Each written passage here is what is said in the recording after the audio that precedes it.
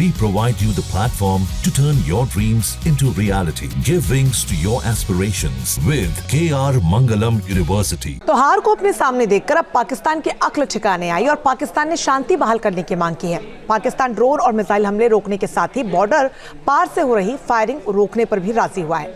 भारत भी शांति चाहता है और इसीलिए भारत भी पलटवार नहीं करेगा।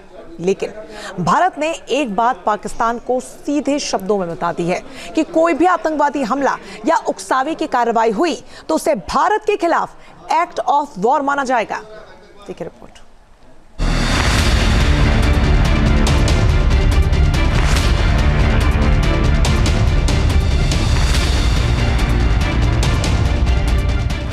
भारत से टकराने की नाकाम कोशिशों के बाद पाकिस्तान ने घुटने टेक दिए। पाकिस्तान ने ही सीमा पर सीज फायर तोड़कर भारत पर हमले किए थे और अब पाकिस्तान ने फिर से सीज फायर की मांग की।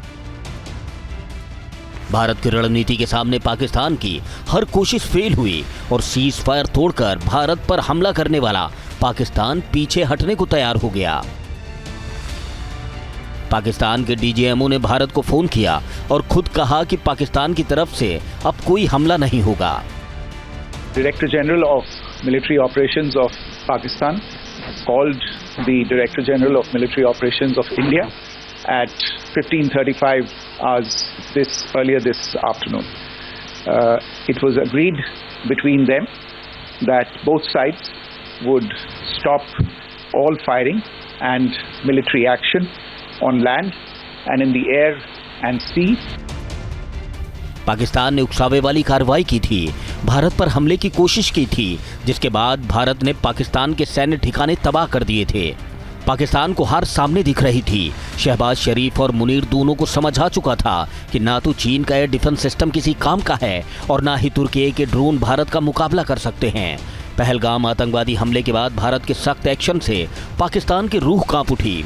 पाकिस्तान ने शांति की बात की, हमला न करने का भरोसा दिया।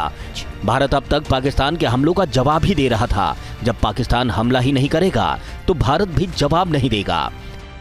The Indian Army, the Indian Navy and the Indian Air Force, we remain fully prepared and ever vigilant and committed to defending the sovereignty and integrity of the motherland.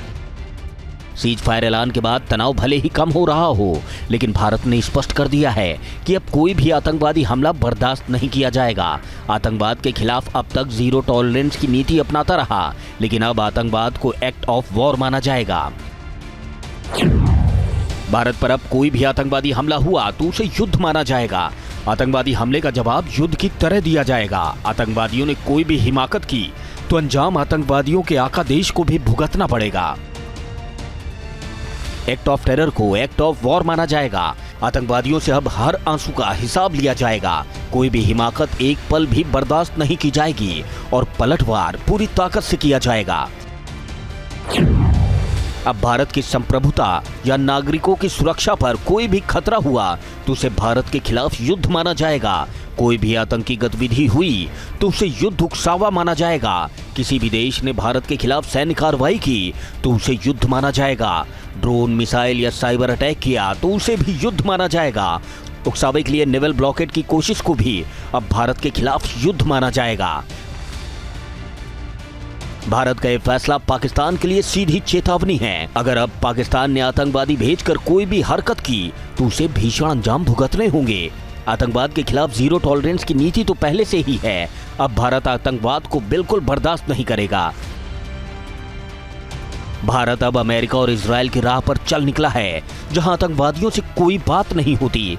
आतंकवादियों और उनके आकाओं से सिर्फ युद्ध होता है।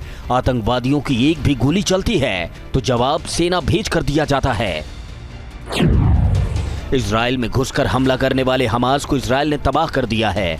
इजराइल पर हमला करने वाले हिजबुल्लाह को खत्म किया जा चुका है। हूतियों के खिलाफ इजराइल बड़े हमले कर रहा है। अमेरिका पर 9/11 का आतंकी हमला हुआ तो अफगानिस्तान में अलकायदा को खत्म कर दिया गया।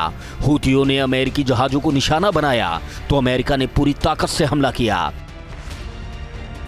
भारत करीब 4 दशक से आतंकवाद झेल रहा है। अब आतंकवादियों और आतंकवाद को पालने वालों के पापों का घड़ा भर चुका है। बर्दाश्त की हद पार हो चुकी है और नए भारत की तरफ अब किसी ने आंख उठाकर भी देखा तो हश्र वही होगा जो पाकिस्तान का हुआ। D news nation. News nation अब व्हाट्सएप पर खबरों के ताजा अपडेट के लिए न्यूज नेशन के इस QR कोड को स्कैन करें।